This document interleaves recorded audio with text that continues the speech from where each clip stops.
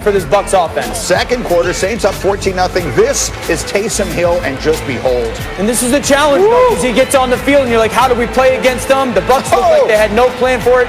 He leaps over to the defenders. He created some big plays at the quarterback spot last night for this offense. And now they're in the red zone, and Breeze is back in the game, and on a second down, that's Emmanuel Sanders. It's 21-0. That's called getting worn out. Just a ridiculous route by Emmanuel Sanders. Dives in, comes out. Huge start for the Saints offense. And then it gets worse for Tampa Tom. This one is deflected. This one is picked. This is a BBB. Bad break, bro. This is just a screen pass.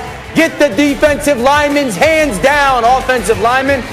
Easy interception for the Saints defensive front. And would it lead to a touchdown? Of course it would. Kamara takes it in. Dan, it's 28-0. And I'm sitting there looking at my wife going, what is going on right now? I thought it would be a better game than that. And then here's Brady right before the half trying to make something happen. It just couldn't go worse. 31-0 New Orleans at halftime. Third quarter, same score. After forcing a Saints turnover, Brady looking for Gronk in the end zone. Rex, did he ever drop one like this when you coached against him? No, he did not, Greeny. He's not the best analyst in the business for nothing, folks. That's Gronk. Drops one It's there. a yes or no answer. Brady frustrated. Brings up a 4th and goal. Brady again. But this is a terrible play call, Greeny. Back-to-back goal line fades. Like, come on, we've got to be better than that in Tampa. Get more creative in your goal line stuff. New Orleans, a statement win. We have to go back and look in the mirror, coaches, players, everybody, just from yesterday to today, and another where we go 3 and out and then give up a touchdown.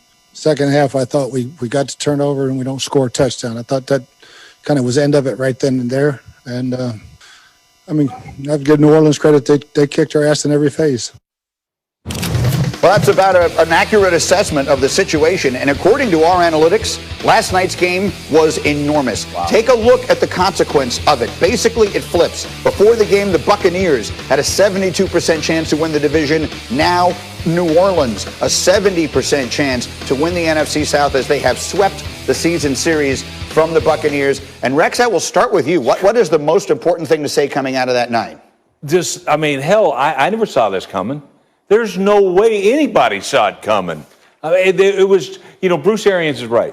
They got their butts kicked in every single phase of the game. Offense, defense, coaching, special teams, you name it. I never saw it. I guess I'm just shocked because I see all the weapons Tampa has. You're out of excuses. You just got destroyed.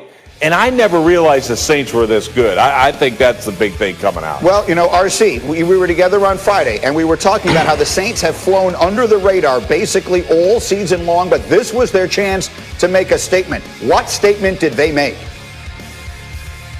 Well, we knew what this game was going to be, Greeny. We knew one of these teams had a championship defense. We knew that one of these plus 40-year-old quarterbacks had been balling all year and was playing at an MVP level. We knew that one team was getting its Pro Bowl wide receiver back and a former wide receiver that used to play for the Pittsburgh Steelers. We knew that team would win.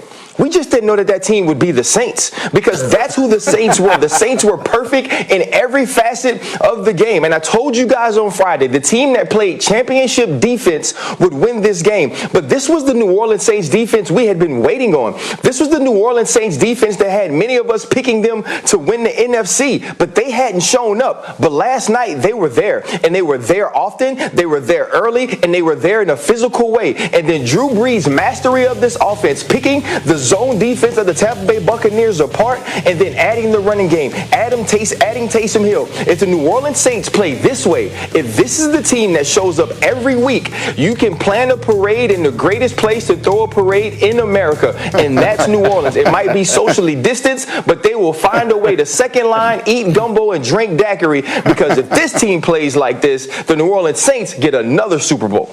Yes, so last night is about the Saints first and foremost. Period, new paragraph. What happened to Tampa last night? I know you had a lot of questions about the game plan. That's the worst game plan I've seen in the NFL this year. And I've watched every snap of Jets football, so that's saying a lot. The worst game plan I have seen in the NFL this season. Go to the first play of the game. First play of the game, you got your rookie right tackle, Tristan Wirfs. You know what? Let's block one of the best defensive linemen in football, Cam Jordan, with them. That's a bad start. Don't ask your rookie tackle to start a primetime game like this, as well as he's been playing. And then their second, third down of the game, they quick snap the ball. They're not ready, trying to catch somebody off guard, and the ball comes out of Brady's hands. Their third snap of the game, they try to take a shot on first down. This is the image that I remember. Brady having to get helped up off the ground last night, because that's the difference of the game. The reality is this, guys. Brady is Tampa Bay's crown jewel. If you do not protect your crown jewel, you don't have a chance. You're not good enough as a coaching staff. When Brady was in New England, it was about diversity, different game plan every week, how to protect them, all that stuff. This week, it's line up, we're going to play the same game plan. We're going to play the same game plan. This is 2 weeks in a row, Bruce Arians. This is 2 weeks in a row, Byron Leftwich, where your game plan has stunk. It has to get better. Start to use different formations. Use some motion. Protect your quarterback better, because if you don't, you're not going to win what you should, and that's the Super Bowl. It's a point well taken, Rex. We just saw them on national TV twice in 6 nights. They could easily have lost that game to the Giants, and they got crushed last night. What do we say about the Bucs today? Man, just obviously, I mean, this team is struggling. And when you sit back and really look at it, they don't belong in the conversation. They're not even in the same stratosphere with New Orleans. But we all forgave them after the Giant game. Right. We all said that, hey, they got a great defense. They got all this. But and we were right when we said it. It's just the wrong team showed up. The Saints were everything that we thought Tampa was. Right. And man, oh man, I mean, Tampa right now, where do you go back? Look, this team could have lost to the Chargers. They could have lost to another bad football team. Like, I'm sorry, but they do have Tom Brady. He's had some great moments, but he's had some bad ones too. RC, when they've looked good, they've looked very good, but there have been so many occasions where they've, nothing like last night, but there have been a lot of occasions this year where they've looked much less than good. What's your assessment of Tampa today?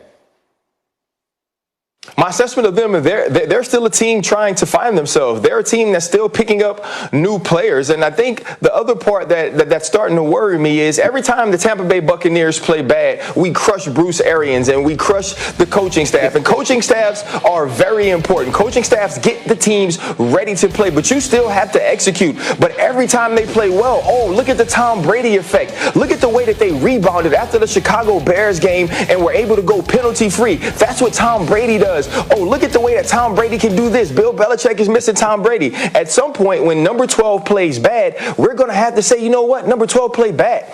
When some point when he doesn't have a day or when his leadership can't overcome bad coaching or bad play calling, we have to say that number 12 had a bad day.